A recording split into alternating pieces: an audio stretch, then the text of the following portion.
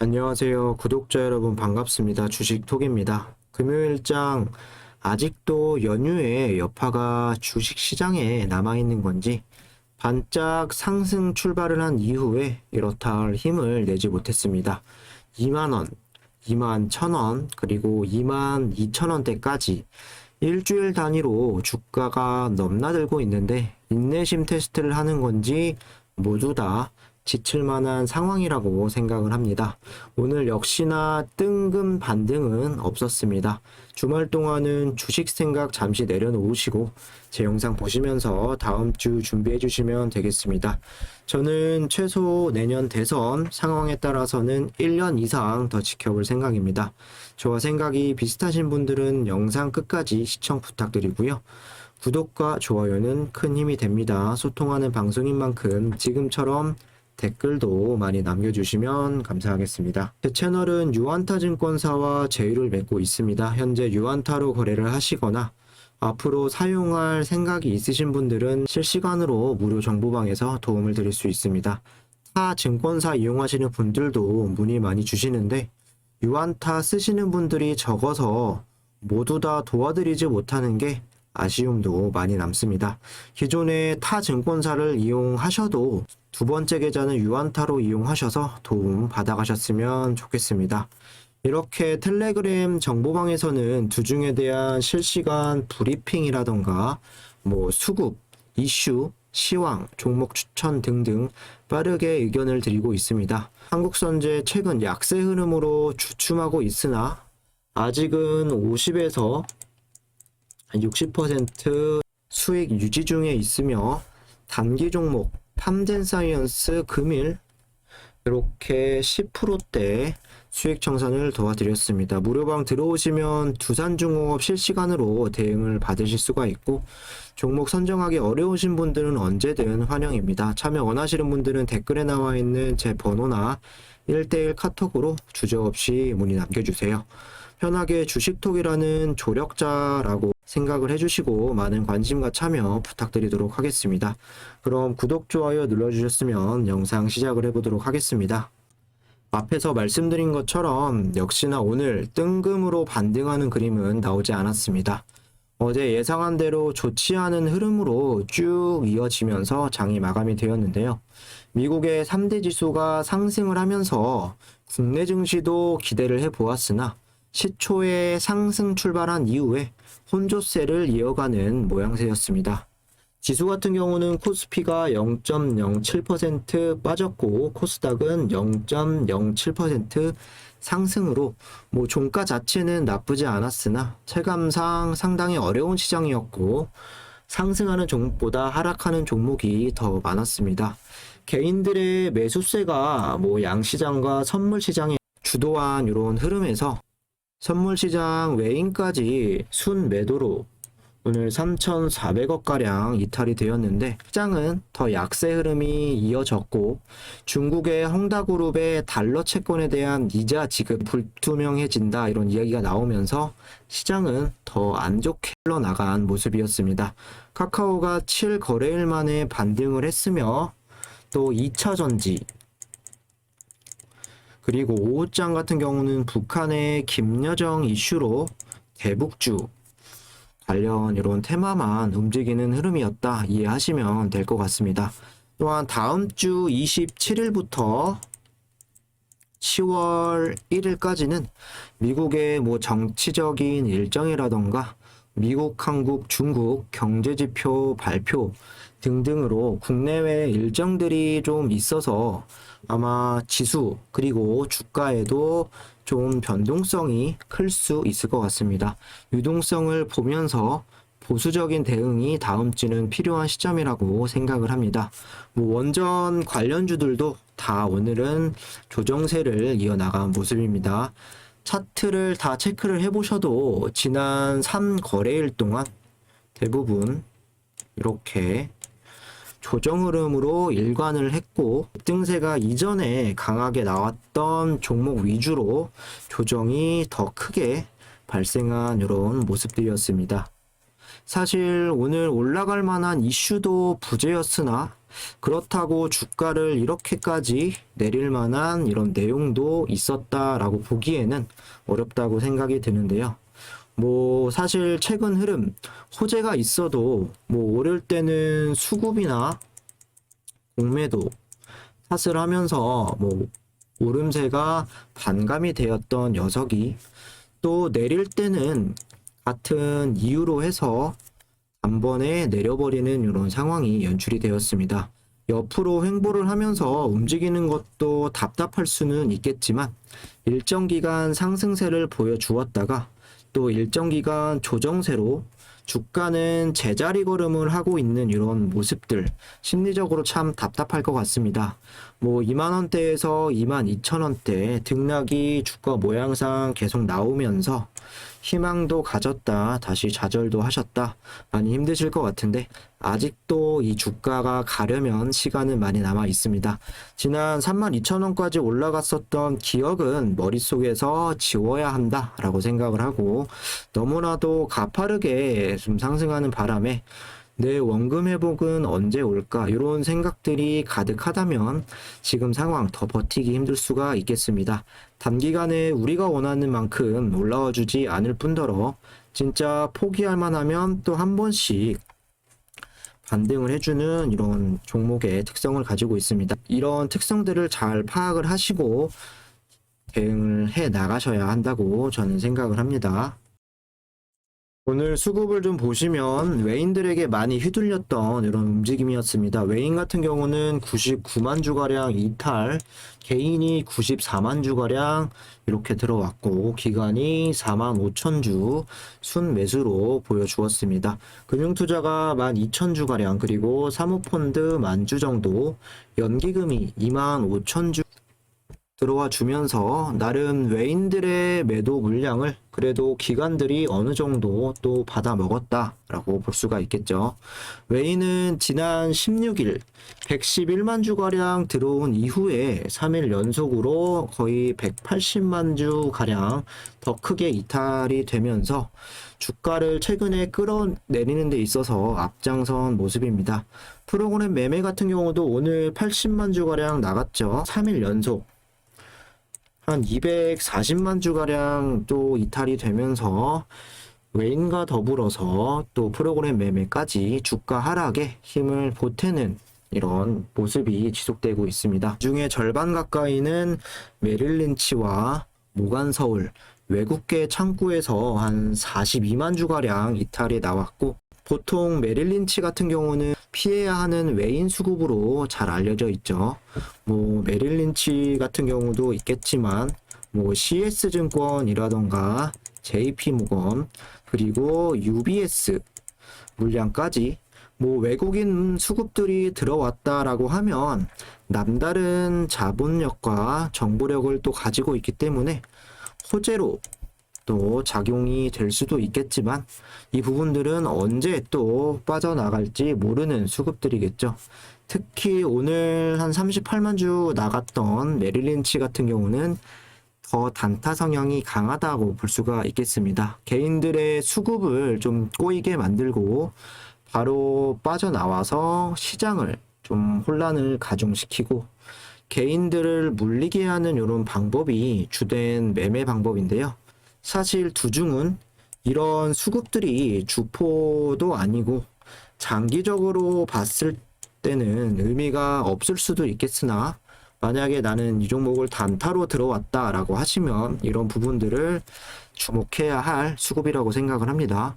뭐 오늘 같은 경우에는 이런 부분이 공매도 쪽으로 많이 갔다 이해를 하시는 게 맞을 것 같습니다. 공매를 좀 보시면 오늘 비율이 거의 18%까지 좀 상승을 해 버렸습니다. 공매 수량과 대금 같은 경우도 어제에 이어서 약 2배 가량까지 상승을 했고 역시나 전일 잔고 금액과 잔고 수량 모두 다 상승을 한 모습입니다.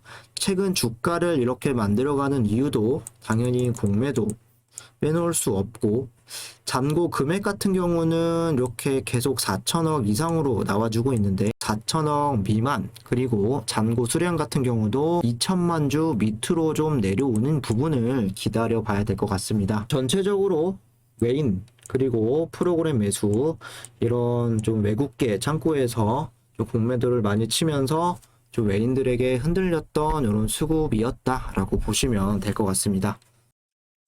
시장 흐름도 좋지 않았고 주가도 좋지 않았는데, 여러모로 좋지 않았을 때 부정적인 기사는 주가를 더 안 좋은 쪽으로 끌고 갈 수가 있는 게 또 주식인데요. 오늘 뭐 좋은 기사를 좀 찾아보려고 했으나 뭐 한국 아랍에미리트 원자력 협력 협의를 했다, 이런 기사도 있었으나 사실 올릴 만한 내용까지는 아니었다라고 생각이 들고, 공매도가 이렇게 좀 불타고 있으니 힘을 내기도 어려운 상황이었습니다. 여기 보시면 두 가지 기사, 부정적인 부분도 있지만 좀 어폐가 있는 부분도 있다고 저는 생각을 하는데요. 어깨가 더 무거워진 두산중공업 향후 그룹 신용도 좌우한다. 두산그룹의 향후 신용도가 두산중공업의 재무 안정화에 달렸다. 두산그룹 전반의 신용도 하향 압력이 과거에 비해서는 완화가 되었지만 실적 불확실성은 여전하다는 판단. 경영 개선안이 빠르게 진행이 되면서 두산중공업을 중심으로 고조된 유동성 위험이 줄었다. 하지만 대규모 유상증자와 주요 자산 매각의 자구 노력에도 지난해 두산중공업에서 발생한 대규모 손실이 재무구조 개선 효과를 반감시킨 측면도 있다. 두산인프라코어 매각과 함께 보유 자산의 활용에 따라 추가적인 재무구조 개선이 가능할 것으로 기대가 된다라고 하면서도, 사업의 안정화가 뒷받침되지 않으면 근본적으로 재무 안정성 개선으로 이어지기 어렵다. 결국 두산중공업의 사업 재무 안정화 여부에 달렸다는 이야기다. 성과를 판단하기까지 시간이 필요하다. 두산중공업이 적시에 사업과 재무 안정화를 이뤄내는지가 향후 그룹의 신용도를 결정을 할 것이다. 이어서 보시면 다음 달부터 해외 석탄 발전에 금융 지원이 못한다. 이 기사 다 보셨을 겁니다. 오는 10월부터 정부와 지자체, 공공기관은 신규 해외 석탄 발전에 금융 지원을 하지 못한다. 한국의 탈석탄 전환은 더 빨라질 것으로 보인다. 두산중공업 등 석탄 발전 사업의 EPC 기업과 또 협력사는 향후 경영 전망이 더 불투명해졌다. 전체 매출의 80%를 석탄 화력 발전에서 창출하고 있는 두산중공업은 그간 해외 사업 수주 과정에서 공적 금융 지원 비중이 높았다. 국제사회의 탈석탄 움직임이 지난 1월 바이든 대통령 취임과 함께 미국이 파리 기후변화 협약에 재가입한 데 이어서 4월 40여 국이 참여한 기후 정상회의를 계기로 속도를 내고 있다. 세계은행, 아시아개발은행 등 100여 개의 민간 금융회사도 석탄 발전 투자를 중단한다고 발표를 했다.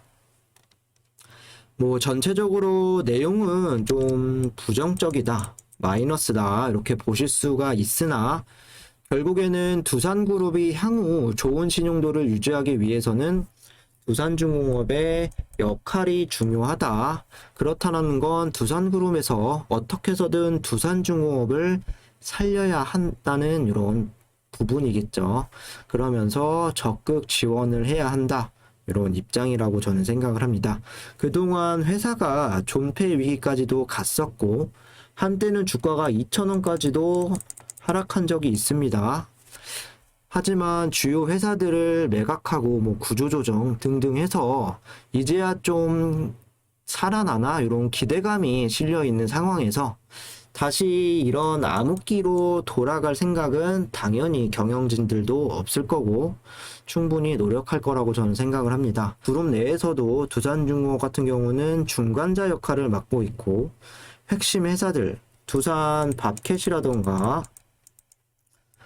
두산 퓨어셀, 두산 건설, 이런 부분들이 모두 두중의 산하에 있습니다. 앞으로 중요시되는 수소 사업도 두산 퓨어셀을 토대로 두산중공업이 중요한 역할을 맡고 있고, 유스케일사의 SMR 그리고 엑스에너지사의 고온가스로 SMR에서도 서로 다른 부분으로 수소를 생산할 수 있다라고 합니다. 가시적으로 수소 터빈이라던가 해상풍력, 해수 담수화 이외에 부수적인 수주들이 빨리 나와줘야 하는 이런 재무 안정화 부담감도 있지만 전 세계에 부합하는 ESG 경영을 적극 실천을 하고 있고 사업 내용도 친환경 이런 사업이 진행이 되고 있죠. 거기에 바이든 대통령이 강력하게 밀고 있는 친환경 에너지 사업은 계속해서 부각이 되고 이야기가 나올 수밖에 없다고 생각을 합니다. 물론 여기에 플러스로 원전도 강력하게 SMR이라던가 지원을 아끼지 않고 있죠. 미국에서. 시간은 좀 걸리겠지만 저는 잘 이겨낼 거라고 판단을 하고 있고 그렇기 때문에 계속 가지고 가고 있습니다. 이어서 석탄 발전을 상당수 줄이겠다. 금융 지원도 못하겠다.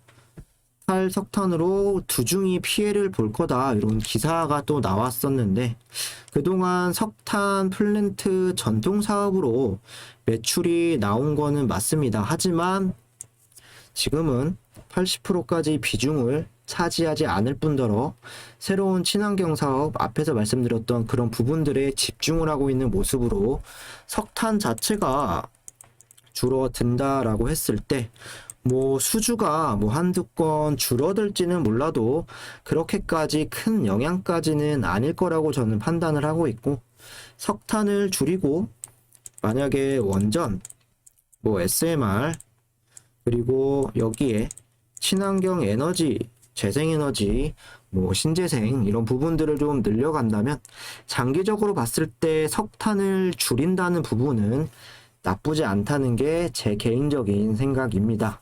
여러분들도 한번 생각을 해보시면 좋을 것 같고요. 마지막으로 간단히 차트 흐름 보면서 마무리하도록 하겠습니다. 여기 보시면 검은색 선 위아래로 보이시죠?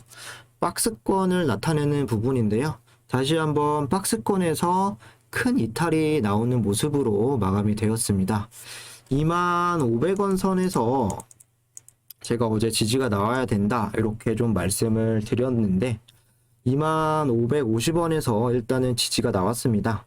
하지만 다음 주 바로 주가 흐름이나 아니면 지수 흐름이 반등이 나온다라는 이런 확신을 가질 수 없는 상황이 되겠죠. 21선 그리고 11선에서도 크게 밀리는 이런 모습이었고 이제는 여기 보이는 61선까지 거의 2만원 구간이죠. 여기까지도 하락이 나올 수 있다는 점을 감안하시면서 대응을 이어나가야 할 시점이라고 생각합니다. 거래량 같은 경우도 무슨 데칼코마니처럼 세 번의 양봉의 거래량으로 기대감을 실어주더니 똑같이 음봉의 거래량 3일이 나와주면서 마치 작업당하는 것처럼 거래량만 보면 기분이 썩 좋지는 않습니다. 현재 구간 딱히 대응할 시점은 아니라고 저는 생각을 하고 잠재적으로 2만원이나 아니면 조금 더 빠진다라고 하면 2만원 아래 구간에서 추가 물량을 고려해 보도록 하겠습니다.